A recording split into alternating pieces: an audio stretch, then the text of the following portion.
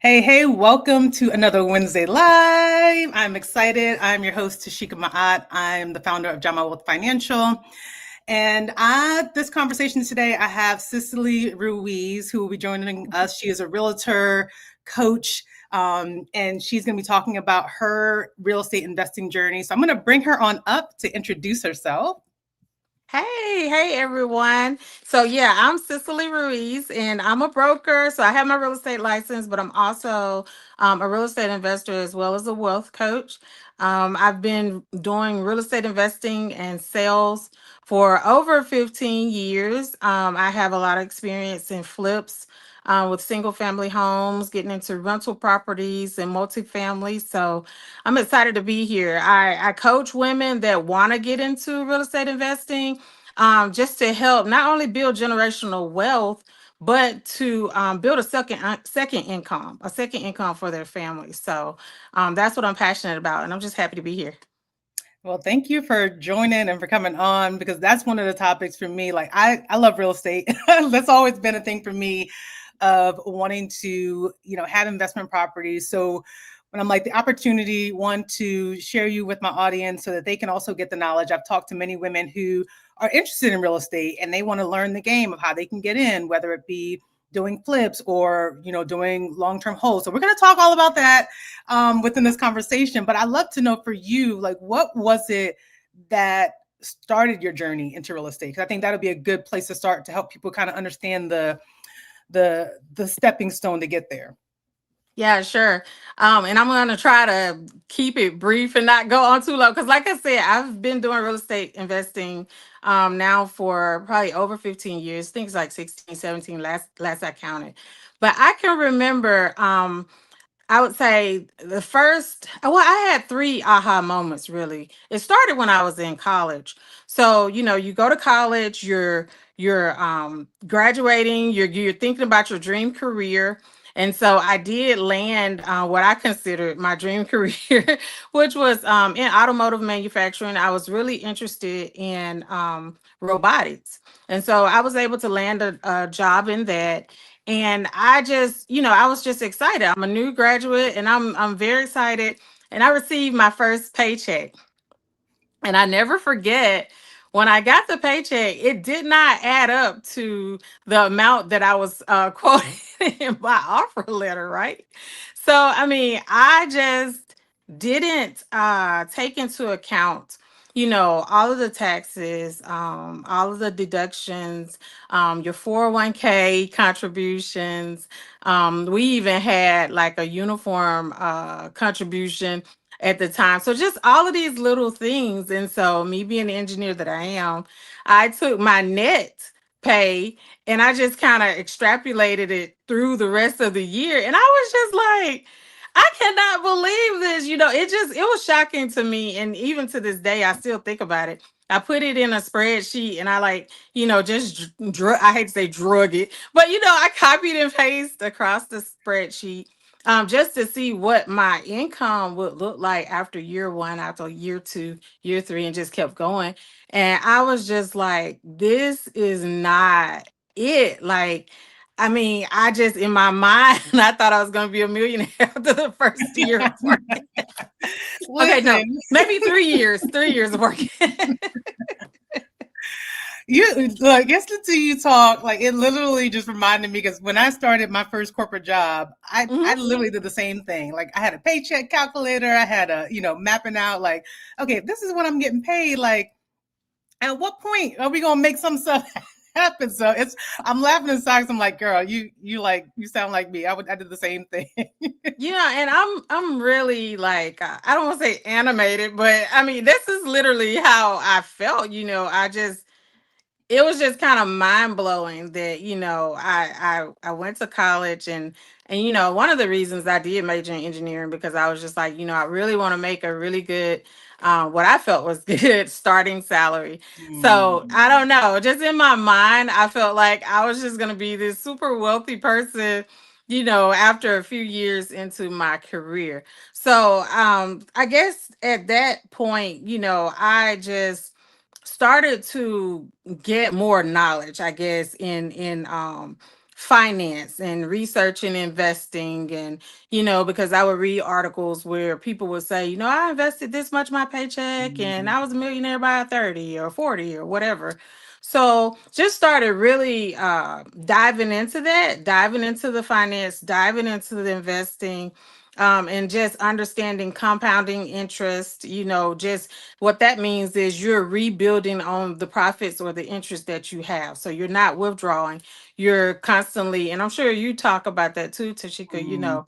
compounding interest. So I started really just educating myself, I guess, just trying to understand why I'm not a millionaire Yeah. after 3 years.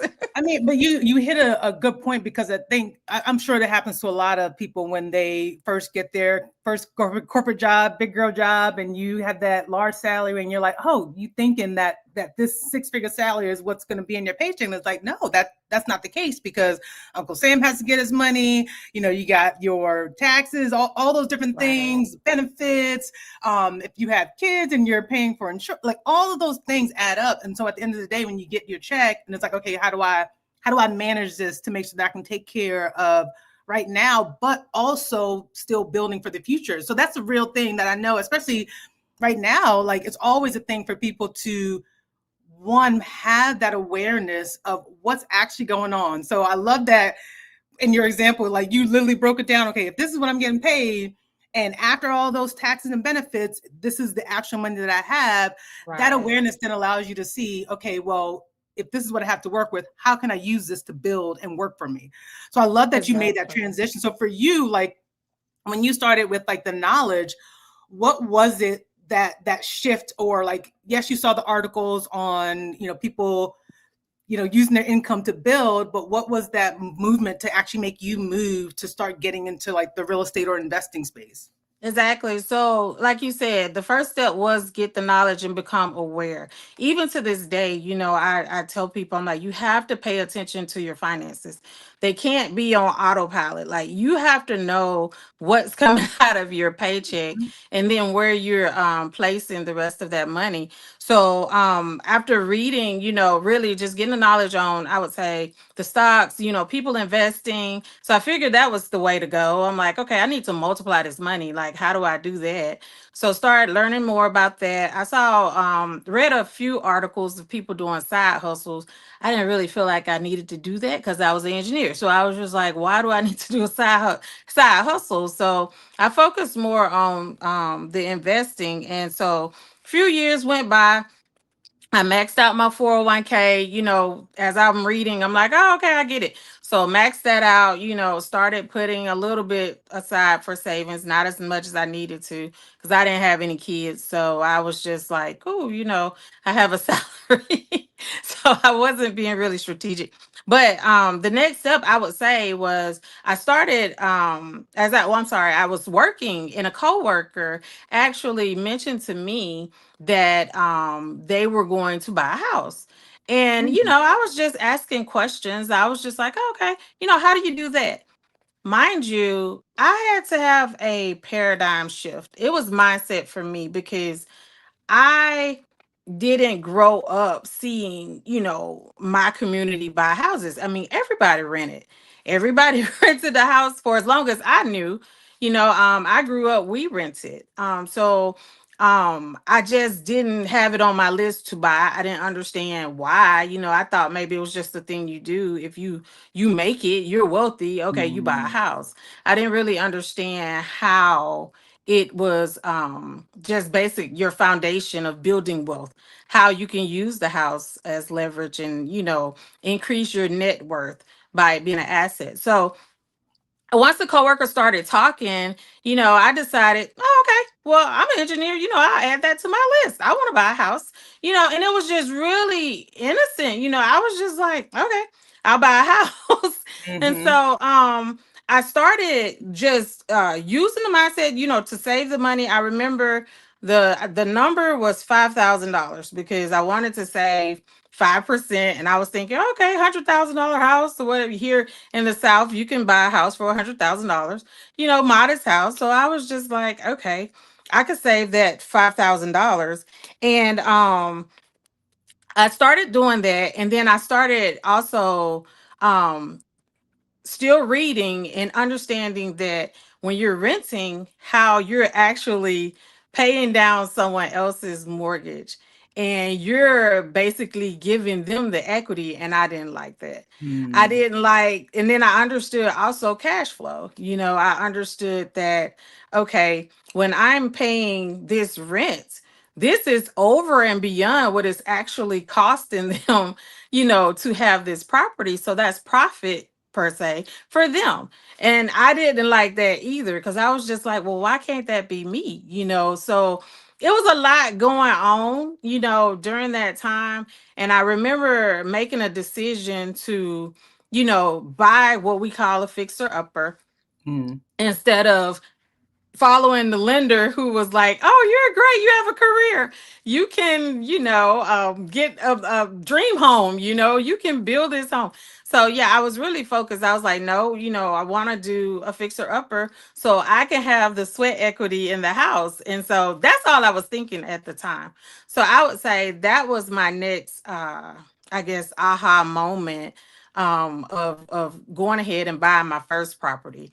And so what I Mm. bought essentially was a live-in flip.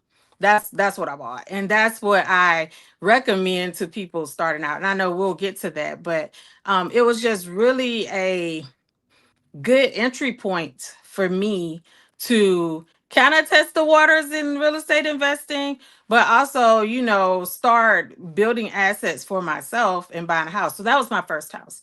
It was a live-in flip. So I'd love to kind of dig a little bit deeper because there was several I nuggets don't, in there that you mentioned, and I'm like, sure, I sure. want to dive into. So the first one, because like you, same growing up, didn't my family has always rented a home, right? I think the only people in my family that I was aware of that actually owned a home was my grandmother, my aunt, right? So that was did Same, have some same. exposure to it, but from my own personal Mhm, experience, moving from home to home, like having a different place to rent.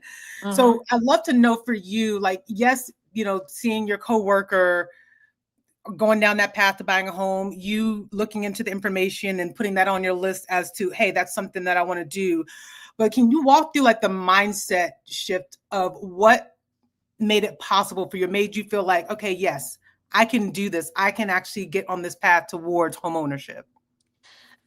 It was, I'm gonna be honest, it was really well the buying, let me back up. The buying the house, that wasn't scary for me for the simple fact, I mean, I was just confident after I had graduated from college. I felt like I had a really good career, as my community would tell me, you have a good job, So, I mean, I just felt like I was on the right path career wise. And so, it was one of those things where I felt like it was a missing piece of the puzzle. I was almost like on a high, like, oh, I've made it, like, so I'm going to buy this property. So the buying the property, that I would say that first step came from getting the knowledge and understanding, what it really meant to have a home. If you're going to be wealthy, real estate is one of the most common ways to get there. So that's where I started. The mindset shift really came also when I started to renovate the property. That's when all of the doubt and the fear, and you really have to understand budgeting. The what scriptures say, be faithful with the little. So you have Mhm. to understand that, part of paying attention to your finances is also preparing you for that path as a real estate investor. If you're not able to budget your paycheck to cover your living expenses and have money left over, then there is no way you'll be able to budget a flip and to make sure that it's profitable, because it's not about just, making improvements. You have to make profitable improvements, And so I feel like that was a strength for me, being a STEM professional. Um, I was pretty good with, or I am pretty good with numbers. It was the confidence in making sure that you're doing the right renovations. Is it really gonna sell? Is it gonna sell for what we want it to sell for? So all of those doubts started to creep in. Also, well, who do you think you are? There are a lot of flippers that were on TV at the time, and I felt like I was trying to compare myself to them. So you have a lot of imposter syndrome, where you really have to speak to yourself and be like, I know what I'm doing. Like, I'm going to do this. Like, you learn by doing. You don't Mm. sit on the sidelines. You have to take a step forward. I like to say, we either win or we learn. So I mean, either way, it's a good situation. You have to do something, right? So I can definitely remember that being a time where I had to really challenge my beliefs and speak to myself. I think affirmations are underrated. At the time, I didn't stand in the mirror and say I am a real estate investor, I am profitable, because there's nothing wrong with that. But I would catch myself saying, like, when I would say, oh, I wonder if this is going to sell, I would be like, it's going to sell. You ran the numbers, what it's going to, what the numbers are supposed to be, what the budget was. So just speaking positive, thoughts, or to myself, that helped as well. Yeah, I love that because as you're talking too, because also bought a fixer upper, Mm. and the whole point of living in there to fix it up and to sell it. So I love how you talk about the mindset too, because as you mentioned, as you get into that home, especially if you're doing it from a flip standpoint, one of the things that you want to be careful with too, because I went through this when we decided, oh, we're gonna have someone to come fix it up. It's easy to get like shiny object syndrome of like, oh Yes. yes, I want the granite countertop and the stainless steel and I want this and all that. But if you have not run the numbers, Yes. if you have not run the Can we numbers, afford that? exactly. So I love that it was the mindset piece, but also tying it back to, okay, what is it that I can actually afford that's going to be profitable? So I want to jump into that piece too, because when you think about, you said you bought the fixer upper. Is that something that you recommend to new buyers who are thinking about getting into real estate investing? Like, what's your process with that? I do, because I feel like, one, you need to be a homeowner, at some point. And I'm not saying renting is bad. I feel like renting has its place, but I feel like you should have a plan. Like, it should not just be an indefinite rental, like you just be a tenant forever. I feel like it should be a plan. Like, it's a strategy. Like, maybe you've relocated to a new area and you don't really know if you're going to be there long. Well, I would say, yeah, you probably want to rent so you can get to know the area, get to have a feel for neighborhoods, and decide, whether you want to be there or not. But other than that, I feel like everybody should push to own a home. It's just so much that it provides to you financially.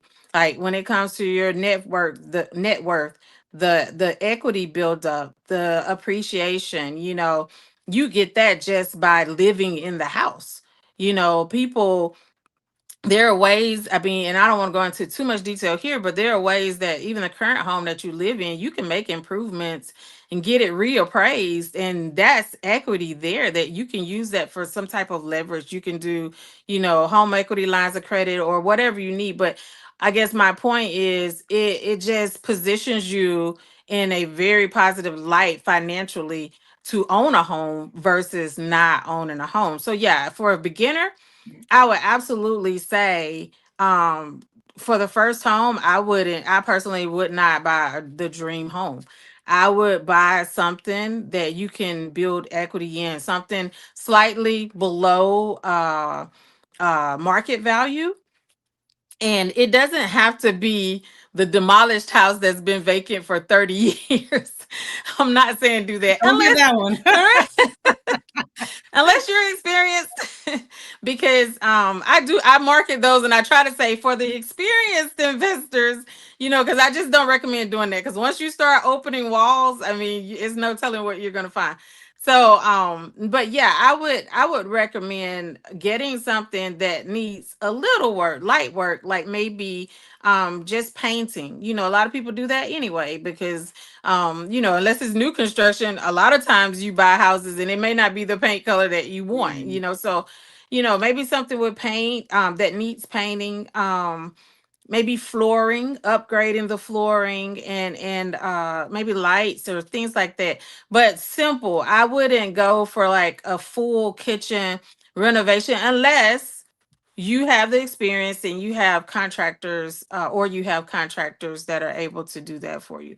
So yeah, I would absolutely recommend live and flip with the plan.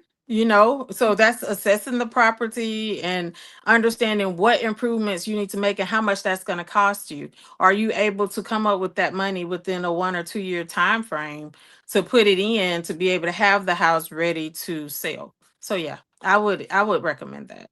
awesome. And I have more questions on for you on that. I'm going to jump over to the comments to Oh, see what's sure, sure. here. Yeah, let's see. What do I we have? see Lisa J. Stocks in here. It's chocolate drop says yes, got to have confidence. Definitely Yes. important when you're investing in real estate. If you guys have any questions, we will be doing a Q&A at the end. So I know I have Instagram over here, I have YouTube here, and LinkedIn. You may drop some questions in there. Cicely may get to you after, but I can't visually see the comments on LinkedIn at this time. So I just wanted to point that out. But thank you guys so much for joining. So yeah, getting back into the topic. So as you mentioned, so someone buying a home. So several things that I want to touch on there, because again, which is one of the reasons why I wanted to talk to you about this too, because one, from my own experience of buying a fixer upper, Hmm. the challenge for us, and I say this is being giving pointers to the individuals who are deciding to go this route, because that was actually part of, like, if you know my journey of like getting into debt, part of a lot of the debt that we did get into was because of the fixer upper that we bought. We got a home that was, below market value. I always like to say Yep. we got the cheapest home in the neighborhood, That's right. and but it's benefiting us now. So but to that point, is like, how would you um coach someone, or direct them into being able to go that route without ending up with a lot of debt in trying to fix up the home? Like, what are some pointers and things, one, to prepare them before they even think about buying the home? What are some things to prepare them so that they know that they can go down this journey and come out on the positive side rather than the negative? Yeah. I feel like well, I would say the first step would be to plan. Like, you have to understand what improvements and how much they're going to cost you, and stick to that plan. So this is done before even going to look at properties. It should be, you will start to research your neighborhoods. I would say research the neighborhoods in your area, understand what the property values are, what are they selling for, and then I would recommend working with a realtor. Of course, I'm one, an investor friendly realtor. That would save you a lot of headache too, because they can run the market analysis and let you know what the ARV is. ARV is after repaired value, and basically that number is the price that you paying for it, how much you're gonna have to put in it, and what that value is going to be afterwards. So you can use that number to try to stay within a budget, because like if the house, I'm gonna say if it's worth like 200K after repair value, and you're looking at, okay, we're just gonna do some paint and floors or whatever, that's 30K maybe. And that's talking to contractors, that's doing research online. You probably like don't want to put, I would say, over, even though that if you say 200,000 minus 30, that's 170. I would even go lower than that. I'll be like, oh, we're probably looking for a house that's 100 to 120, maybe. I And love then, that. yeah, I mean, you really want to do this beforehand. And I feel like a lot of mistakes are made because it's no planning on the front end, or maybe not enough planning. I mean, you really want to get detail. Like I said, what area are we looking for? How much are we paying? How much can we put into this renovation? Even if it's over 2 years, how much are we trying to put into the renovation after 2 years? We want to make sure we have enough profit, to sell. If the house is only worth $200,000, so that's saying we can only put it on the market to sell for $200,000, and we've spent 190 total from the we bought it and the renovations. There's not any room really for Mhm. profit, because it costs to sell. You're going to be paying probably closing costs and commissions and inspections, like termites and things like that. So um definitely developing the criteria beforehand. What neighborhood? What's the budget? How much are we putting into this? What's the profit target? Mm.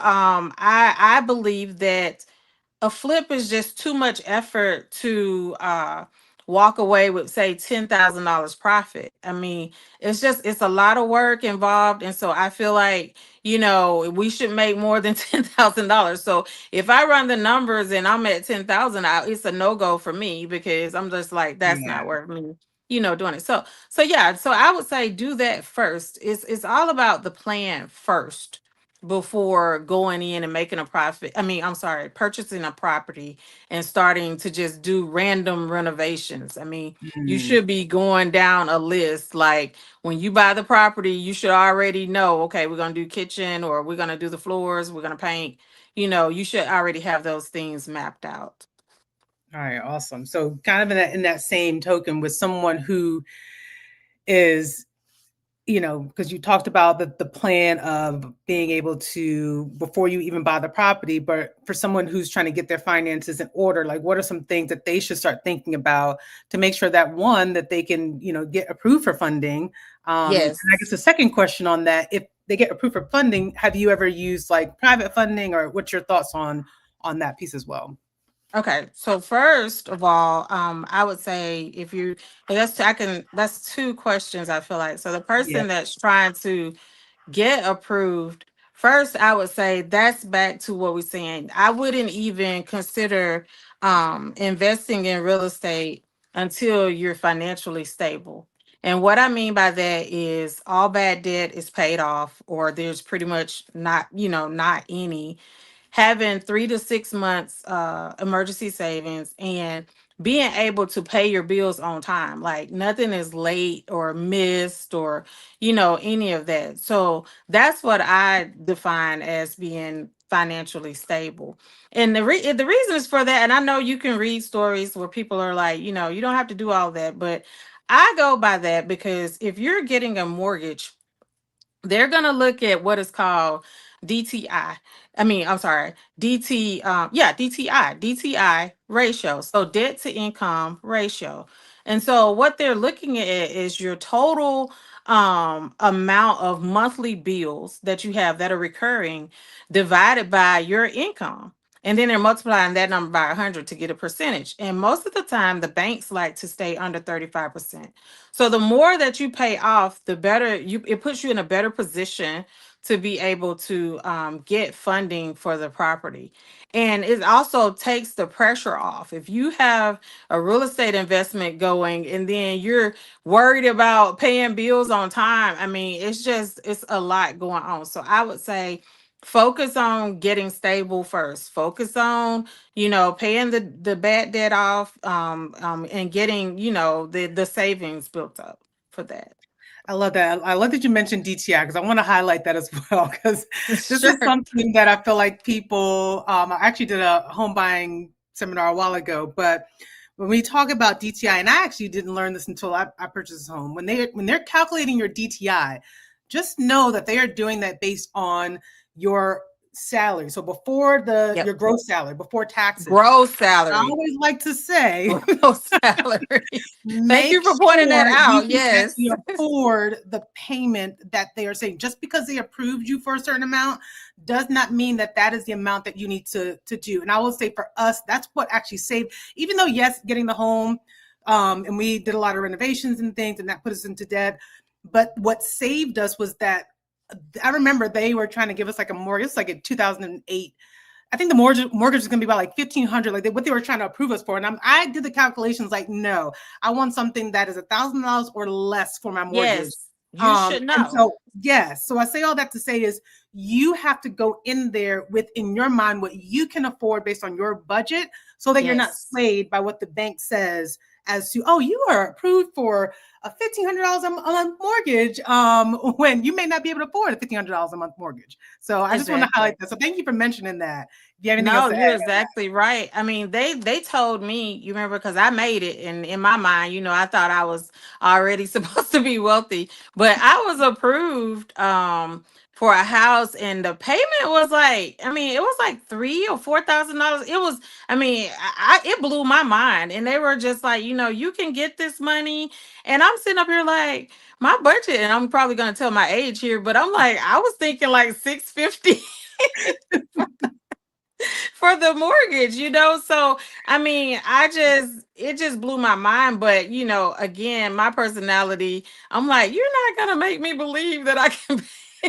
Right. So and I don't think they were trying to do anything malicious. It's just based on the income and the debt, debt to income ratio. When they ran the calculations, it just spits out a number. And so they were telling me that. Exactly. But Yeah. like you said, you have to know what you're comfortable with and what you're able to afford. Yeah, absolutely. Because I think it does get people into trouble, especially when you have the buyer's remorse. And let me tell you, the stories I've heard, but having buyer's remorse on a home you just bought is not it's That's not what you not want. good. So That's please not make good. sure talk to someone like Cicely to run the numbers and help you understand like what's going on, because you especially when it comes to your finance, like I'm very big, and y'all have heard me say this before, is having that awareness of what you want for your finances, specifically understanding your income and expenses, because at the end of the day, you are in control to determine what's best for you. The bankers, they're Yes, just, like you said, they're spitting out a number from some algorithm and calculation that they put your exactly. information in.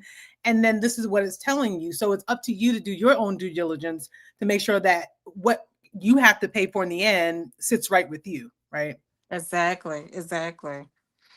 So with that, on the kind of on the same topic as well. So I know a lot of things as someone is a newbie coming in, like, all right, yes, I want to get into real estate. I'm interested.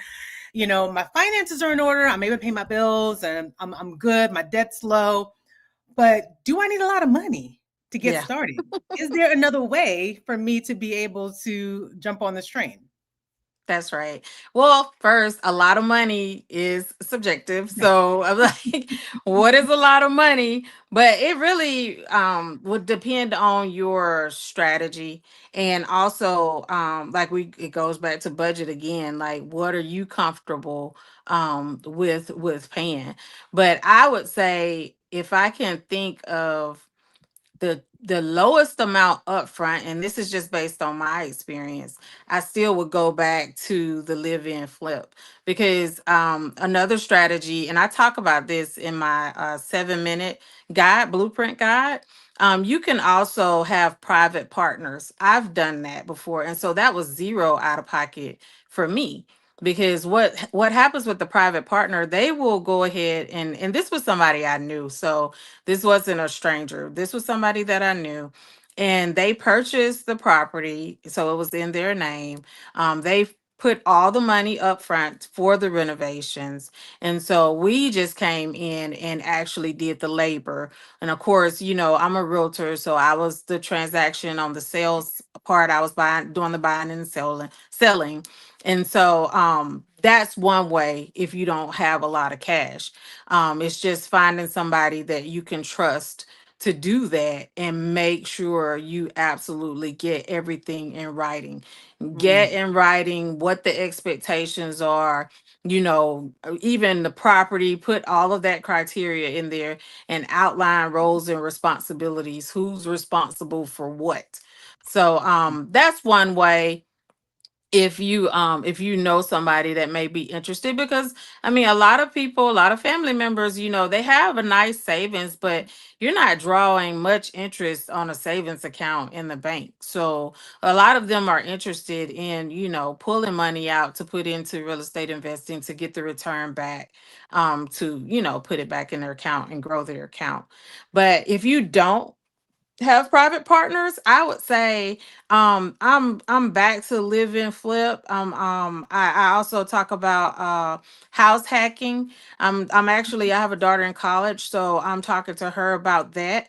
And what that is when you buy a property but you rent out the rooms. And so a lot Hmm. of people in different areas, they would buy like a duplex or triplex or a quadruplex, and they would live in one of the units and then rent the other ones out. But you can also do it in some areas, and like I said, it's best to work with the realtor so you can check your zoning, because some areas allow you to build a unit behind your house, like it's almost like a tiny home, so you can do that. But if you don't have the money to do that, just renting out the rooms in your house. And so that person, the rent that you're renting on the room, it'll either reduce the cost for your mortgage, or in some areas it's covering the whole entire mortgage. So That's you're a nice cash hat. flowing there with the house hack. And so when I explained it to my daughter in college, she was just like, "Can we do this tomorrow?" Like, so she was really interested. So that's another way. But because of my experience, the way I got started, and looking back, I still say live and flip. As long as you have a strategy going in, so you know what you're looking for and what improvements are going to be made. Awesome. And I got another question on that. I'm going to jump to the Sure. audience here. Um, Shock Drop said, didn't know what DTI was, but got it now. Yes, got to know. And that's the thing, some Yay. things that people Awesome. aren't aware Awesome. of. Yeah. And then another, I see videos of people saying, I bought a house with no money. It sounds too good to be true. Yeah, talk on this. So when people say that, what are they talking So about? So really, normally what they're referring to is no money down from you. So it's probably going to be what they call creative financing. And I don't want to get into too much detail because this is a beginning real estate investing. But I would recommend you guys to read, or you can contact me, and we can talk about it more. But they're looking at creative financing, so they're probably doing some type of owner finance deal. So it's like, if I own the property, I can say, Tashika, you can get in with no money down. And so basically, I'm holding the mortgage myself. And so Mm, you're paying me. So kind of like a tenant, but you have an agreement that you're gonna buy the house at some point in time. Or it could be the lease option. I don't know if you guys know a lot about that. Like I said, this is beginning, but yeah. that's another strategy where you put down some amount of money, and it's, well, I'm not gonna say, because it can range depending on the price of the house, but you have a down payment, excuse me, and they're still financing the property, and so Mm, you're paying the owner, and then you have a purchase agreement at some point in time that you agree to purchase the house. So that's generally what no money down means. The lease option, of course, you're going to have a down payment, so that's money down. If it's no money, most of the time it's like an owner finance deal, where they're basically holding the mortgage, you're paying them. interesting. I heard about that one. Yeah. I will say Yeah. in my situation, what we did do, and you can probably speak a little bit more on this. So it was our first home. We did an FHA loan, so it was like 3% down payment, and we actually got the seller to add some of the down payment. So I think out of pocket we paid like $1,200 down payment, which is Oh, crazy. wow. Yeah. So Well, we see, barely I had mean, anything that came out of pocket.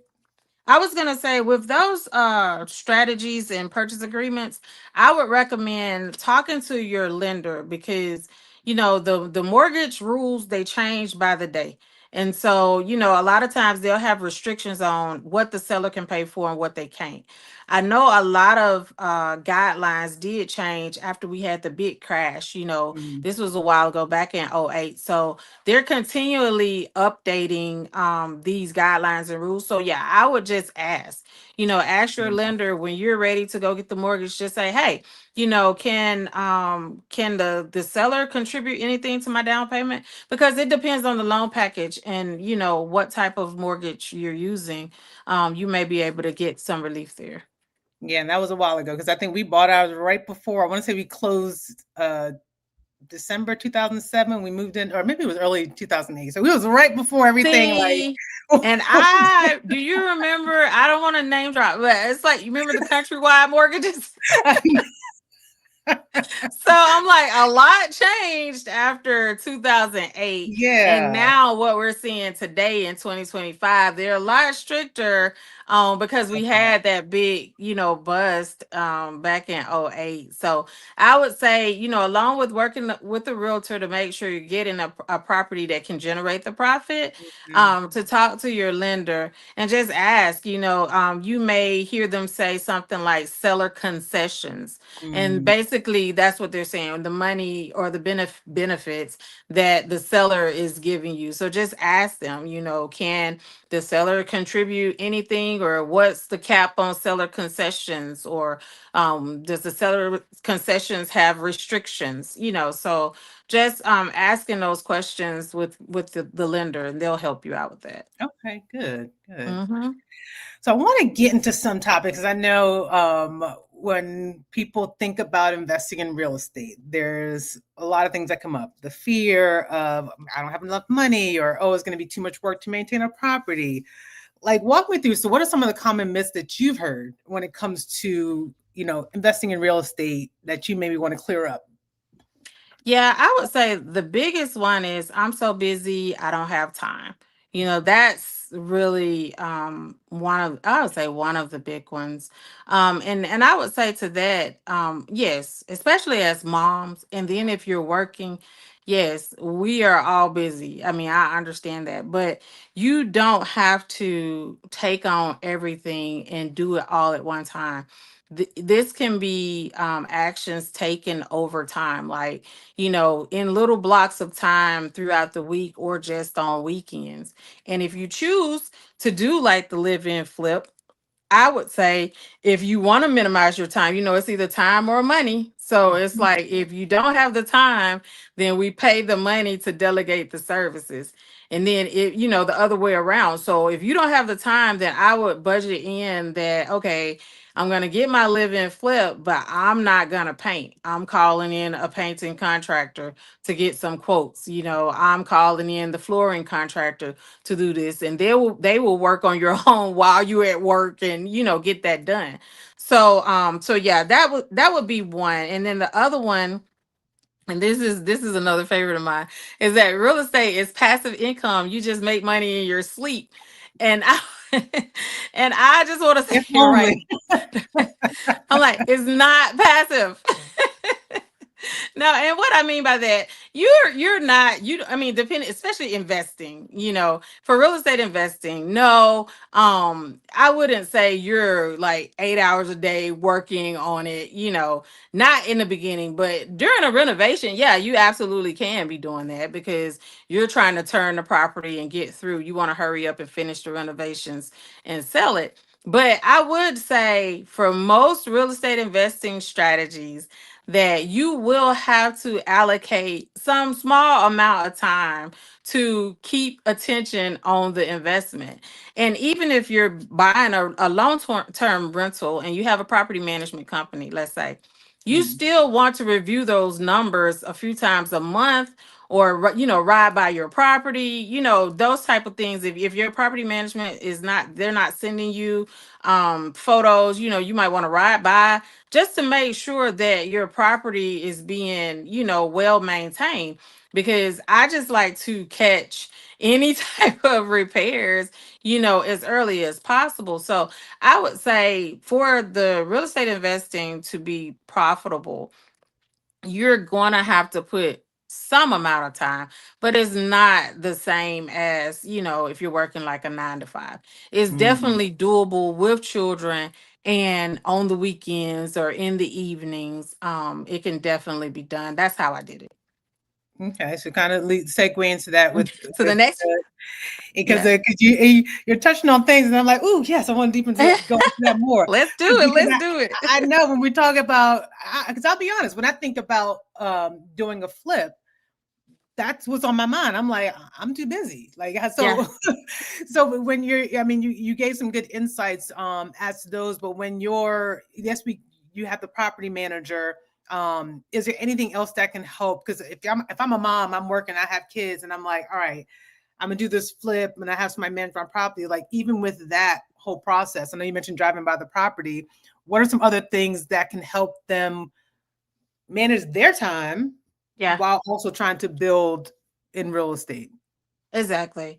Well, I would say first let's talk about this myth of balance. I really don't believe in balanced time because in my analytical brain, I see a scale that's like evenly weighed out. And what I have found out in my personal life is that there will be times in my life where the scale is tipped to one side. And it Mm-hmm. may not be the full day, it may just be certain hours of the day where, 120% of my attention is focused on this one thing. And so I don't really like to say balance. I feel like, you can have certain periods in the real estate investing where you're going to have to intertwine. Your life is going to have to it's going to be inclusive. I like to look at inclusivity. So, my children, I have 3 girls, and they have been involved since babies. Like, I've been trying to go through my hard drives and find pictures because I remember in my head one flip where my oldest, she was actually like sitting on a tractor, I mean a bulldozer. So it's just like I have involved them. Like, it's not that okay, I'm gonna do real estate over here, real estate investing here, and then I have children. I'm like, no, this is a family thing. The children are doing it, too. And of course, you have to look at your kids' ages and things like that. Like I had one baby at a time, so somebody's a baby, the other ones are walking. So you have to take those things into consideration. But I would say involve your children. I mean, if you're doing a live-in flip, this is a team effort. We're doing this as a family. And I can say you definitely live-in flips will be a lot easier to manage than having another property, a secondary property as a flip during that time period. So say if you say your budget is going to be your time frame for completing the flip is going to be, let's say, 8 weeks, then for those 8 weeks your scale is probably going to be tipped because you're focused on making sure the flip is getting completed and everything is on task. So that's when we have snacks in the car, we on iPads, everybody has a full belly, we're going on a field trip. So, those are the things and those are the times that I feel like the scale is tipped a little bit. But, is it worth it? Absolutely. Absolutely, it's worth to do it. I mean, after 8 weeks, and let's say if you put it on the market, maybe for another 8 weeks, so in 4 months, you're able to generate a profit of like, I don't know, minimum $25,000. How's that compared to your annual raise? Like, I mean, so to me, it's totally worth it. I mean, that's what made me make the decision to become the investor because I was just like, okay, we sacrifice for a little bit and we make this versus my annual raise 2 to 3%. Like, Mm. so, I mean, to me, the numbers just make sense. But I would say involve your children. I mean, and then I'm so grateful for my mom. She's in great health, and she would come along, especially when they were smaller. She might come along and sit in the car, with the kids or whatever. Just try, involve them, involve your kids, and you can do it. You can do it. Yeah, I love that you say that too, because it is important. And I agree with your sentiment regarding work-life balance. I've always said this, is that they're really, I mean, work-life balance is what we choose and what we make it to be. Because I spent years in corporate thinking that I needed to have some work-life balance, and you're absolutely right. There are going to be some times where maybe you're having to spend a little bit more time at work, and other times where you're going to have to be with your kids. But it's all about the choice that you make for you and Exactly. what you can live with, right? I think a lot of times, especially as moms, we have the guilt of like, oh, she's been be spending more time with my kids, and I can't build this business or I can't do this, and it's like I'm gonna just say, take the guilt away. Like you can Oh decide. wow. I can decide for I myself. had I Yeah. had the most. When you said mom guilt, that was triggering because I had the most. Like, I was just like, in the beginning, and it was my first child. I will say, once you have more children, it kind Oh of yeah. goes away. Once you have more kids, It goes away. I'm on number 4, so we. I love my girls. I love my girls. But my first one, I mean, I didn't get diagnosed with any, medical conditions. So I don't want to speculate because that's serious, very serious. But I will say I was literally down in the dumps. Like I was just I mean, if I didn't have my baby with me 24 hours a day, I just felt like I was just the worst person in the world.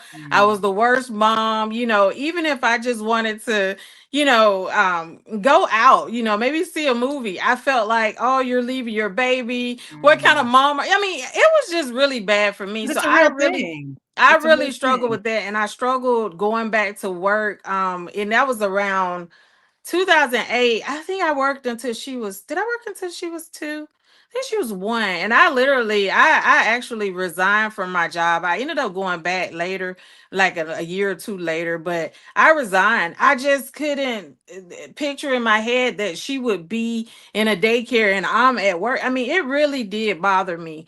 And I just want to say, to moms out there, especially if this is your first child, I just want to encourage you. When I tell you, I think Sheryl Sandberg talks about this for lean in. Mm. Look at it as a team. Like I am so grateful for my daycares that I had. Do your research, get recommendations. That's what I did. I would talk to other coworkers and really had a really good childcare center. But they got my child on a sleeping schedule. They potty trained for Mhm. me. They would even like this was they would do their hair. You guys know what we deal with this hair. They would do their hair for me. If I would try to do it, but hey, I'm gonna be honest. Sometimes I'll get behind, and we had the 2 puffs, and they would be like, "Okay, we're gonna do their hair for." I'm like, "Thank you so much." So look at it as a blessing. Look at it as a team. It takes a And village, it so really yeah, does. it Yeah. does. It does. It takes a village. Hmm. But I love that you were able to have that support because you're absolutely right. And even in the example for you of this making that decision of, hey, all right, I'm gonna leave the workforce so I can be there for my child. Because it really is about a choice and decision. And a lot of the guilt just comes from what society is telling us that we need to do as moms. It's like, get all of that out of there. Do what's best for you and for your Best for family. you. That's right. Because at the end Exactly. of the day, like it's your kids, right? You're the one who's good. What you determine as like time spent with them and being able to enjoy with them, like create your time around that. Like I love like right now for me, being able to be at home and being a coach. I create my schedule around my kids. Doesn't mean that I spend any less time in my business. No, because there may be some times when they go to bed and maybe I decide I want to finish up a little something, later Right. at night. But it's about the priority of what's important to you and just make it happen. And don't let nobody guilt you into thinking that Yes. you're doing anything wrong because it's your Yes, life. either way. Cause I had friends. Well, I have friends now, but their children are older. But they were like, "Oh, girl, I don't mind. They're going to the daycare," and I'm like, "Well, that's good for them." Like, so everybody, you have to. I love what you said, Tashika. Decide what is important to you. You, yeah. I mean, I really wanted to be there. That's what I had in my head as a mother. that's what I wanted to do, you know, but I did understand I wanted to be an engineer too. You know, I wanted to work. I mean, I grew up, my mom worked, so that's kind of all I know. Even if I'm not working corporate, like now, you know, I'm a full-time entrepreneur. So I always wanted to work. So Mm-hmm. it's like you have to understand what's important to you. And I don't regret any of the decisions that I made. I've enjoyed that time, and now I'm still enjoying the time. I'm enjoying the time of watching them get off of the bus, walking them to the bus stop. You know, that's this time. If it changes, then okay, I'm grateful for this time. I love that. Yeah, this is so important. So with that, so for the moms, well, like we said, you decide what's important to you. But for those that are like, okay, yeah, that's great. What are some systems and tools that's going to help me Now this to is do gonna that? blow you away. This is gonna blow you away because I am so old school. Like I feel like I'm probably using 10-15% of what my iPhone could actually do. Like I am really pencil and paper. I'm not kidding. I would say a planner is the first thing. You know, time blocking your day. Like I would say wake up early, Uh-oh. Is that me? actually work on this thing, you know. Even though it's part-time and you're working your job, you still have to be intentional about putting forth the effort. There will not be a time where you'll be like, oh, you know, I'm not doing anything today, so let me, you know, Mhm. research real estate investing. Like it's just we're too busy, right? So I would say a planner, some type Mhm. of Google calendar to block and say, okay, you know, this Saturday, my kids generally get up at 8. So I'm going to wake up at 6 and I'm going to research why cash flow is important and what type of investments can start getting the knowledge. So definitely a planner. And then I would also say, I used spreadsheets, which is, you know, I know probably ancient as well, but I mean I use spreadsheets. I would just put in numbers and it wasn't anything elaborate, just you know adding numbers, subtracting, labeling, you know, that's how I budgeted out. I would say with the moms, from what I'm hearing, it's time blocking your day, like being intentional with your day. I heard something too from like Michelle Obama. She was just talking about, this is when they were in the presidency, but she was just talking about how she structured her day. And you know, it just really resonated with me. I'm like, we can't just wake up, fall out of the bed, you know, the kids are already up, so now we're running crazy trying to get everybody out of the house and feel like we're going to make this step in wealth. It's intentional. Like people are actually sacrificing and saying no to things so that they can focus on what is important, which is building wealth. You know, Mhm. so and I'm speaking from my experience. Like now, my days, even though I'm an entrepreneur, I still start early. I'm a morning person, so I'm not an evening person, but I'm a morning person. But typically, most days, except maybe Friday, and maybe Saturday, I start about 4, between 4 and 5 a.m. because I'm praying, reading my devotional, and then I'm also anything that's deep thinking that I really need to like focus on. Like if I was doing this, I would say real estate investing, something like that. I'm studying in the morning times before everybody gets up, before I say before the world wakes up. So Mhm. I would say planner and Google Calendar. Like block out that time. Whatever your energy level is high. I'm higher in the morning. There are some people that can Mm. study all night. I never was able to do that. I can't. 8 o'clock, I'm done. Like I'm exhausted. It I depends can on the do day for me because there are some times where I'm like early in the morning worse, and especially like having that quiet time in prayer and just like starting the day. But then right. times when, like I need to bang something out, like that night, midnight oil. You can do it. I cannot. Oh my gosh. I tried to pay bills one night and I was like, you know what? That I I cannot do at night. probably need to do this in the morning. I'm putting zeros where they're not. I'm just nope. I need to do this in the morning. Yeah, that's one thing I've learned. I will say is the finance stuff. I do that in the morning. I can't do it at night In because the I will morning, definitely make the mistake. silence. Oh my goodness. Well, Absolutely. all right. Before we wrap up and go, I'm going to jump back to the comments, and I have Yeah, one let's more do question or that. so. So I have It's Chocolate Drop. She said, now you're talking about something familiar with my best friend started with property management to build her income for the other things she wanted to do. Oh, okay, that's good. Oh, nice, nice. Someone else is, I've gotten a call from my tenant storms doing this live, not passive. Oh, when we're talking about passive income. Okay. She says, I am the property manager. So kind of leading into that, like how do you decide whether to manage a property versus hiring a property manager? Like what are some things that you kind of take into consideration with that? So I would say, whether okay, so first thing I did was you have to know yourself. I would just say that right off the bat. Like, I know my temperament. I know that that is just something I don't want to take on. I would prefer to pay to outsource. It's kind of like cutting the grass at your house. It's like, do you want to perform your lawn service, or would you rather outsource that? And I have a friend, she's like really great at doing it. And I actually tried. I was just like, this is not me. Like, I don't want to do it. So I would definitely say, know yourself. Know yourself. Know if that's what you want to do, because you don't want to have crappy service, right? You want to make sure you're screening your tenants, you're getting the high quality tenants. You want to make sure you're keeping up on repairs. So it's a lot involved, and that's why they do what they do. And that's why they get paid for what they do.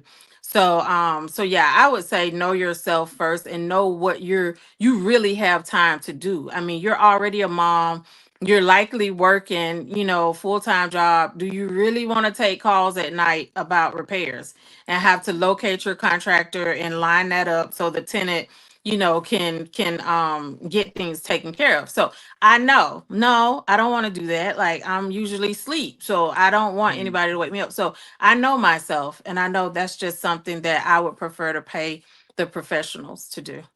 It's like paying for that peace of mind is how I Yeah, see it's a it. peace of mind. Exactly, exactly. Love it. So, I love talking about wealth and vision and financial freedom. So, I'd love for you, as we wrap this up, to talk about what does, I guess, wealth or financial freedom mean to Cicely? Well, the financial freedom and wealth, I would say the first thing come to my mind is time freedom.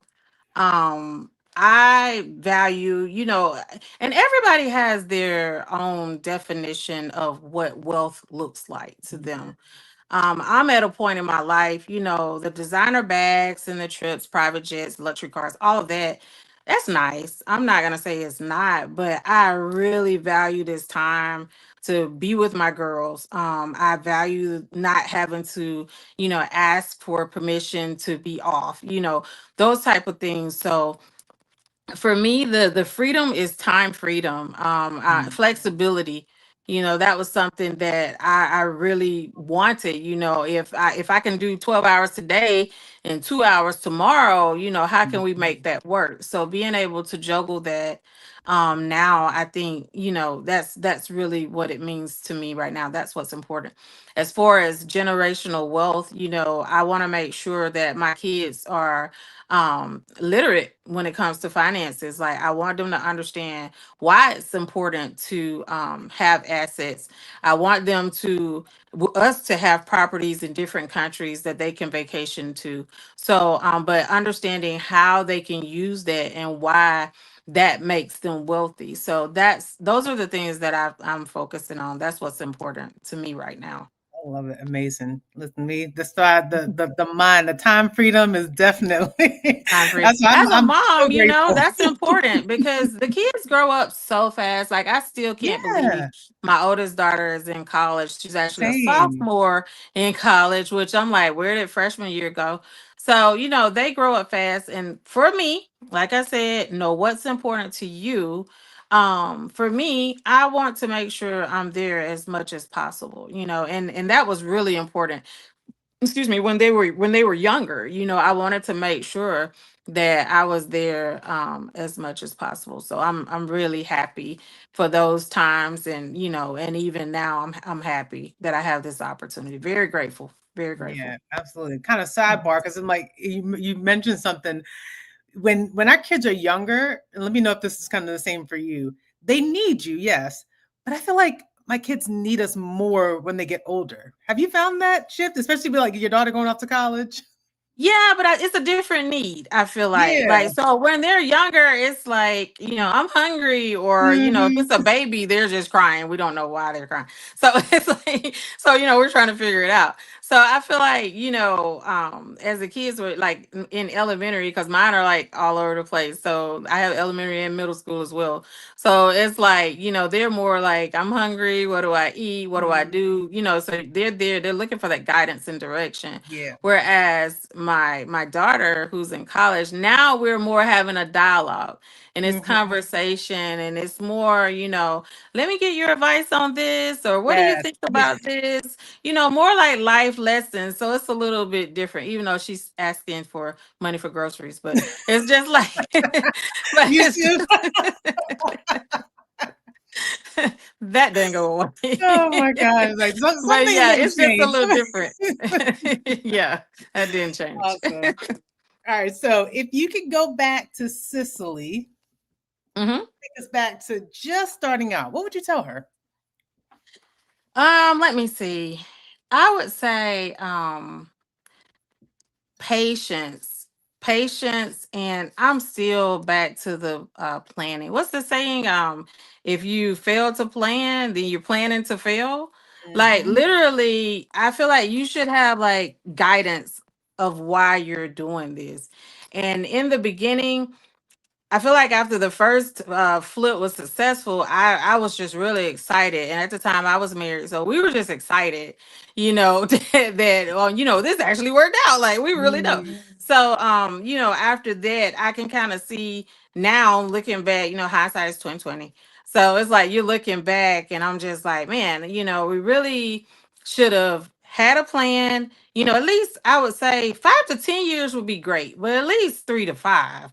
Like how many properties, you know um how much are you trying to profit from each property? How much are you trying to accumulate? And once you accumulate that sum, what are you going to do with that money? Like I look back now, and I feel like I did a lot of flips, but I should have also had a balanced strategy of incorporating more rentals for cash flow along the way.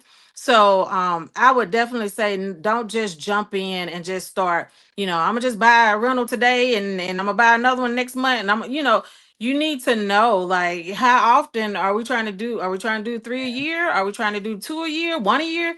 What can we do? If you're living flip, you can literally take that strategy as far as you need it to go.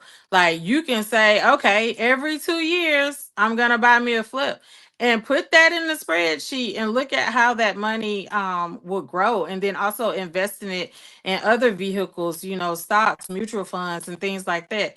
So yeah, I would say have more patience, and definitely have a plan and strategy. I think that's something I would go back and tell myself, my younger self. I love that. Yeah, definitely to Mhm. that patience, getting things Patience. out. This is Uh, not get rich. Well, really, nothing is, to be honest. Nothing This is. is not. I mean, I know what people say, but it's not. I mean, It takes time. Yeah. I don't really care. I had somebody talking about, we were talking about trading, stock market, like day trading. That's not get rich quick It's either. not. Like you have to learn. So it's like, with real estate investing, it's not get rich quick. You're gonna have to learn. You're gonna have to get knowledge. You're gonna have to make sure your finances are stable so that you can position yourself to be able to get the property, and then have the strategy to see how the wealth will build over time. And just have a deadline. Just say, okay, in 10 years, this is where I want to be, or 5 years, or even three Mhm. years. So just have a plan. All right. So I'm closing this out. What was one piece of advice you would give to someone that woman who's listening and she's feeling overwhelmed to start? She's kind of like, I don't know what to do. Like, what would you tell her? What would I tell her? I would say, okay, first, relax, relax. Because it's not, I guess, it's not overwhelming. If you think of it like this, I would say, think of if you were in the Olympics and you were at the starting line in a race. It only takes 1 foot, 1 step across the starting line to start the race. You can actually be disqualified for 1 step. That's all you need, 1 step. So I would say, think of it like that. It's just 1 step. But consistently, if we take steps throughout the race, we're going to eventually get to the finish line. And so that's how I look at the real estate journey. You're taking 1 step today, but block it in your calendar that, okay, 1 step, we're going to read Rich Dad, Poor Dad, so we can understand assets and liabilities. We can understand how to improve our net worth. Okay, so we're going to block in our calendar that Monday, Wednesday, Friday, night or morning, we're going to read for an hour or 30 minutes and outline in a notebook that this is what we're going to do. We do that until we finish. Every week for the next few months, we pick another book.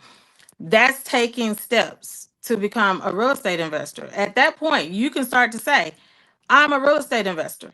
You are now getting the knowledge that you need to become successful in real estate investing. So don't think of it as, a lot of times we have to redefine start. It becomes overwhelming when we define start as buying and renovating and selling the first property. Did you see how I did that? Buying and renovating and selling the first. I mean, those are three major steps that takes months, to do. So it's we can't be like, okay, I'm a real estate investor once I do those three things. It's take the first step and then be consistent. So relax, commit to one thing. Like, I remember I used to ride on the weekends. The girls had full bellies, so we would do breakfast. I would pack some snacks. At the time, I think we had like a DVD player in the car or whatever. So they were watching movies. Now you can do iPads and tablets and things like that. So, or their phones. So, just make sure that they're entertained. And we would ride around, for a couple of hours on Saturday morning just to get to know the neighborhoods, pay attention to property values that I've seen online, things like that.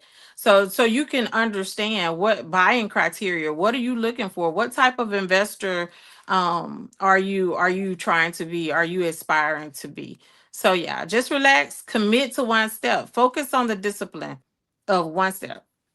A lot of great things. I love the analogy that you use with that, because that is what paralyzes so many people from moving forward. It's like they're trying to think that I got to do all 5 steps at once. It's like, baby, just make the next step. Just that one Exactly. little next step. 1 step. Not Awesome. even 2 full steps, just one. Exactly. Just one step. Because here's what's gonna happen. If you've ever been in a race or you ran or anything like that, like once you take a step and you take another and you take another, you start to get some momentum. And Yeah. now we're really excited about real estate investing. And now we're like, okay, instead of 1 hour in the morning, I'm going to get up Mhm. another hour earlier. So now I got 2 hours in the morning that I'm Yeah. actually studying. So that's what you want to do. That's what the consistent effort does. You start to get momentum. And so Mm. that's what I would say. Just commit to the 1 step. That's how you think about it. Really small, 1 step. Yeah, and this can apply to so many different things. Yes. Entrepreneurship, it's like it literally can. That's So don't right. paralyze yourself, y'all. If y'all have Right. any Don't questions, drop freeze. them in the comments. We're gonna jump into if there's any questions. I know we thank y'all for the engagements in the chat. I see one here. Yeah, what This is questions do amazing you share. guys Nice to meet have? you, Cicely. Love. Thank you. It's Chocolate Drop. Thank you for supporting. Thank Uh, you. What building that questions? mindset. Yep, that's definitely important. Definitely building the mindset. Mm-hmm. Mm-hmm. Um, I got nothing. That's a life lesson, 1 step. Yep. That But is. yeah, And if they can drop in, how about drop in the chat too? If any of this resonated with you, can you drop like some whys in the chat or yes in the chat? yeah, So we'll anything know. what's one takeaway that you got away from this topic here? I'd love to hear it in the chat. Trying to see if I can look over. Unfortunately, so You you're you're multitasking. You I literally so I'm gonna have to do an apology to Instagram. I am streaming on Instagram, but it's in practice mode. Oh no. So unfortunately, Instagram lucked out, but the replay will be posted on YouTube and Okay. LinkedIn. So we make sure that I Get the have it links over for there. those. Okay. I'll make Yeah. sure I send it out too. Is that All right. So if you guys have any questions and you're watching the replay, definitely drop it in the chat. We'll be able to look at that. It's Chocolate Job said yes for sure. This was motivation. Good. I'm glad that this was helpful. That's good? my goal, is to Mhm. bring people into the space to help you build wealth from different levels. So whether it's investing in real estate, whether it's getting your finances in order, investing in the stock market, mindset pieces as well. I want to make sure that you have all the tools to make sure that you are well-rounded in your wealth journey. So if you want to get connected with Cicely, I have dropped her information in the description. You can find her on Instagram, LinkedIn, and I'll make sure I have all those Everywhere. details in there. And do you want to give a just shout out really quickly about your guide that you have for the folks? Oh yeah, sure. So I have a guide. It's Invest While You Work. It's a 7-minute blueprint for real estate investing, and it's basically where I go through some of the strategies, like I said, but also pointing out, that a high income does not equal wealth. And so, just pointing those things out because, like Tashika said earlier, I feel like you have to be aware of that. Like sometimes we have limiting beliefs and we don't even recognize that that's exactly what we're doing. So that guide will help you. It'll also give you some action steps and challenge you to take that first step. Like after every section, there's a challenge. It's an action step, and then there's some actions in closing. And if you need help, with any of that, of course, reach out to me. I have my link there where you can book a call or DM me on Instagram. But yeah, so I think it's a good getting started guide. That's why I created it, because so many women are asking me, how do I get started? How do I get started? And I think the key is to redefine getting started. Mhm. It is not just think of the race and then think of, buying, renovating, selling it, making a profit. That's too many steps. Yeah. So getting started is just one small step. So that's the action that I encourage you guys to take today. Awesome. Again, link will be in the description. Cicely, thank you Thank so much for you. joining. I'm Awesome. glad we Thank you got for to do this having me. again. Definitely, if you're into it, we can do another one. I feel like I this would can be a love part to. two. There's so many things we didn't get to cover, but So you guys, yeah, drop that too if you listening, like she said on the replay, because yeah, I would love to. I love this. This is fun. awesome. Awesome, guys. Thank y'all so much for watching. Again, make sure you comment in the replay so that we can know that you are here. And if you have any questions, again, drop them as well. And until next time, here's to your financial freedom. Peace.